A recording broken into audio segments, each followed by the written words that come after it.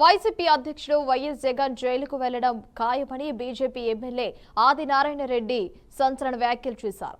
Liquor కేసులో జగన్ రెడ్డి పాత్ర స్పష్టంగా ఉందని ఆరోపించారు. బుధవారం ఆయన బీజేపీ కార్యాలయంలో మీడియాతో మాట్లాడుతూ జగన్ పై తీవ్ర విమర్శలు గుప్పించారు. సూపర్ 6 పథకాలు సూపర్ హిట్ అయ్యాయని, సూపర్ హిట్ పథకాలతో జగన్ కు చెక్ పెట్టబోతున్నామని, అతని బతుకును ఘోరం చేస్తామని హెచ్చరించారు. జగన్ ను ప్రజలే చీకొట్టే రోజులు దగ్గరలోనే ఉన్నాయని పేర్కొన్నారు.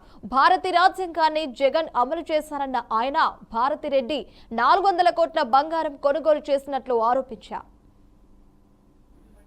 అతని యొక్క ఆలోచన ఏముందంటే ఈ రాష్ట్రం సర్వనాశనం కావాలా, రాష్ట్రం పురోగతి అతనికి ఇష్టం లేదు.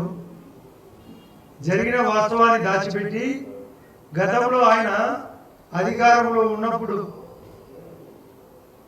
ఏమి కావాలంటే అది జరిగింది, ఏది కోరితే అది జరిగింది.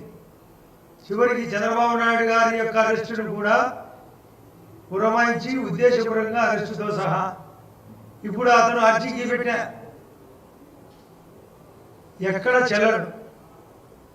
ఆ రోజు ప్రతి ఒక్కటి చెల్లింది, ఈరోజు ఏది చెల్లడం లే.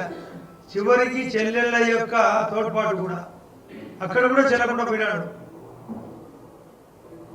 ఇప్పటికీ ఈ ప్రభుత్వం అధికారంలోకి వచ్చి 500 రోజులు దాటింది, మరొక 1300 రోజులు ఉంది, 1300 days.